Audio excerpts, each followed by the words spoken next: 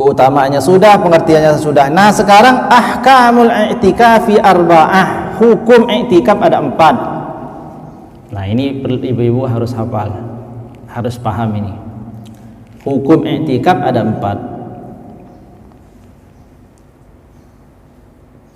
Al-awwalu, yang pertama, hukum i'tikaf itulah wajibun iza nazarahu. Hukum i'tikaf itu wajib kalau dinazarkan. Nah, contoh, ibu-ibu nazar, ya Allah, kalau bulan ini saya dikasih suami saya uang bulanan lebih, maka saya bernazar untuk i'tikaf. Nah, maka ibu wajib melaksanakan i'tikafnya itu. Jadi i'tikaf ini hukum asalnya sunnah, tetapi menjadi wajib apabila dinazarkan. Jadi semua ini perkara apapun kalau dinazarkan menjadi wajib, Bu ya. Contoh kurban. Minggu depan kita bahas kurban, ya. Minggu depan insya Allah kita bahas masalah udhiyah atau kurban, karena mau mendekat ke bulan haji. Nah, kurban itu hukumnya sunnah, tapi kalau ibu bernazar maka menjadi wajib. Jangan sampai nggak dikasih keterangan, wajib apabila dinazarkan. Yang kedua, mandubun.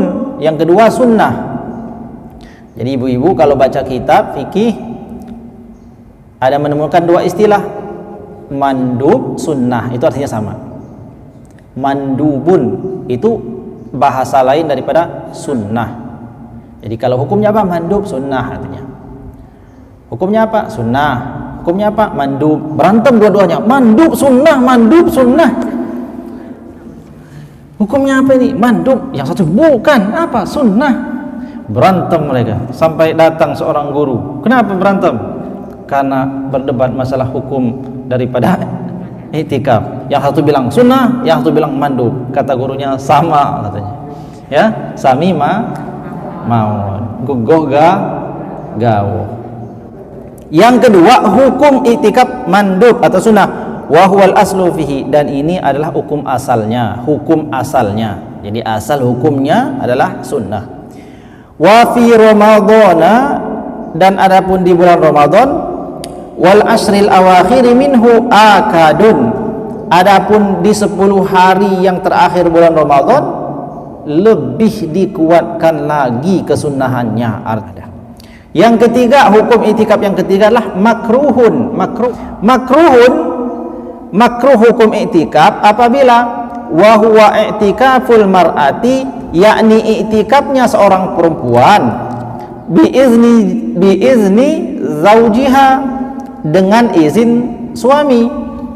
Jadi ada istri diizinin sama suami i'tikaf, pergi ke masjid i'tikaf semata-mata untuk i'tikaf tujuannya, hukumnya makruh. Iza kanat min zawatil hayati ma'a amnil fitnati, apabila di tempat i'tikaf itu ada tempat khusus bagi perempuan dan ia aman dari fitnah. Jadi bagi perempuan ini i'tikaf itu hukumnya makruh, ya. Apabila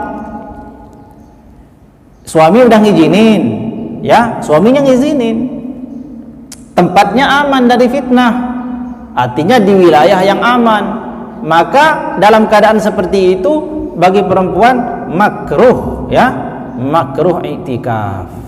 Jadi bagi perempuan ini hukumnya makruh i'tikaf. Apa maksud makruh i'tikaf? Melaksanakan i'tikaf di tempat masjid tadi itu dalam keadaan yang aman atau dalam keadaan yang diizinkan suami adalah makruh. Nah, makruh ini pengertiannya apa?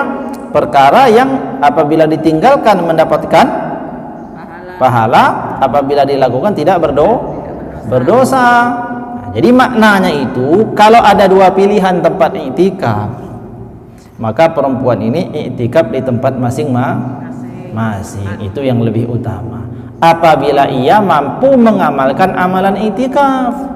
Akan tetapi kalau umpamanya dia di i'tikaf di tempatnya masing-masing itu justru dia tidur, artinya tidak terjaga pada malam-malam bulan Ramadan umpamanya, maka ini tidak berdosa. Datang ke masjid iktikaf semata-mata iktikaf ya, tanpa ada hajat yang lain. Tapi kalau hajatnya adalah thalabul ilmi, maka bisa menjadi wajib, hilang kemakruhannya. Jadi yang maksud makruh itu enggak ada tujuan lain kecuali iktikaf. Di masjid enggak ada kajian, bukan karena ada pengajian, bukan karena ada hajat yang lain, enggak ada. Pokoknya enggak ada kepentingan apa-apa, tiba-tiba perempuan datang iktikaf di masjid. Itu hukumnya makruh. Akan tetapi apabila ada hajat, maka kemakruhan itu menjadi hilang, bahkan bisa menjadi wajib, terutama jika ia akan mendatangi majelis ilmu. Kenapa? Karena majelis ilmu itu hukumnya wajib didatangi bagi perempuan apabila laki-lakinya tidak mampu memberikan sesuatu yang wajib diketahui oleh perempuan. Nah, jadi ini penting. Ibu-ibu kan punya suami. Kalau suami ibu melarang ibu datang ke masjid untuk ngaji, ibu harus patuh, nggak datang. Ya. Jika suami itu bisa mengajari ibu ilmu yang bakal diajarin di masjid, yakni ilmu-ilmu yang wajib.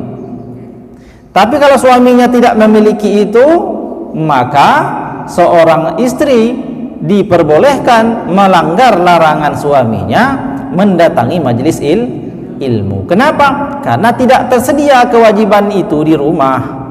Ibu wajib mengetahui semua perkara fikih ibadah, fikih sholat, semua perkara ini wajib. Sebab kalau salah maka tidak sah semuanya. Ibu sholat tidak sah, ibu puasa tidak sah lagi, ibu mencuci baju tidak tahu caranya. Bagaimana kalau mencuci bajunya di mesin cuci? Jika ini tidak ada pada suami-suami ibu, maka ibu-ibu wajib melanggar larangan itu, tetap mendatangi majelis ilmu. Tapi kalau suaminya adalah seorang ustadz, seorang guru, terus dilarang, gak usah datang ke sana, saya yang mengajari dan bertanggung jawab, maka ibu-ibu tidak boleh pergi. Ibu harus taat. Seandainya ya ada suami yang melarang. Karena itu memang begitu, harus taat pada suami. Jadi hukum yang ketiga ini paham nggak makruhnya? Paham ya? Kalau aman tempatnya, tidak bakal ada fitnah, hukumnya makruh. Jadi kalau umpamanya tempatnya tidak aman dari fitnah, maka haram. Nah, hukum yang keempat haram. Hukum yang keempat daripada makruh ini haram. Yang pertama ma'as-sihhati, haram tapi sah iktikafnya. Iktikafnya sah tapi haram. Nah, bagaimana itu? Yakni iktikaful mar'ati, yakni iktikafnya seorang perempuan biduni izni zaujiha, tanpa izin suaminya, au bi iznihi, atau dengan izin suaminya, ma'a khaufil fitnati, akan tetapi takut bakal ada fitnah. Nah, jadi hukum yang keempat haram.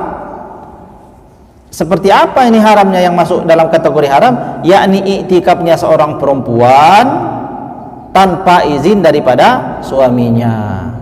Ya, seorang perempuan iktikaf tanpa izin suaminya, maka hukumnya haram. Tapi iktikafnya sah. Atau dapat izin suami tapi takut ada fitnah. Maksud takut ada fitnah itu sudah pasti fitnah. Waduh Pak, saya nggak ke masjid, kenapa? Takut ada fitnah. Takut perasaan. Ini bukan takut dalam fikih. Makna takut ada fitnah itu kalau dia pergi pasti ada fitnah. Contohnya ada penculikan, macam-macam. Seperti di zaman-zaman dahulu atau di tanah-tanah Arab itu. Makanya kalau di sana itu ya perempuan memang tidak pernah keluar rumah kecuali dengan mahramnya. Kenapa? Sekali keluar hilang. Nah, seperti itu orang-orang Jawa. Akan tetapi di tempat-tempat aman, ya ke pasar aja ibu-ibu pergi sendiri kan. Nah, karena ada juga kenapa nggak ke masjid, takut fitnah. Tapi ke pasar sendirian. Nah, ini kebalik-balik nih. Kalau ke masjid saja, kalau ke pasar saja aman, ke masjid pasti lebih aman. Nama saya lebih aman di pasar daripada di masjid. Nah, itu haram ya, haram tapi sah. Kemudian jenis yang kedua yang haram ini haram hukumnya dan tidak sah. Apa itu? I'tikaful junubi wal haid, yakni i'tikafnya orang yang sedang junub dan orang yang sedang haid. Junub itu orang berhadas besar selain daripada haid. Kemudian haid, ya, haid ini seorang perempuan yang sedang mendapatkan jadwal dalam setiap bulannya. Nah, sampai di sini dulu. Kalau ada yang ingin ditanyakan atau ada yang belum paham mengenai keterangan tadi itu, mengenai masalah itikaf, supaya kita segera bisa mengamalkan ini. Jadi setiap masuk masjid, dimanapun masjidnya, kita kehilangan pahala besar bila kita tidak berniat untuk beritikaf. Maka mulai sekarang masuk masjid jangan sampai tidak niat itikaf. Kalau hafal dilafazkan niat itu supaya menguatkan hati, dilafazkan. Tapi kalau tidak, yang penting di hati, ya Allah saya niat itikaf di masjid ini karena Allah. Nah, inilah 4 jenis hukum dalam i'tikaf. Semoga kita bisa mengambil manfaatnya.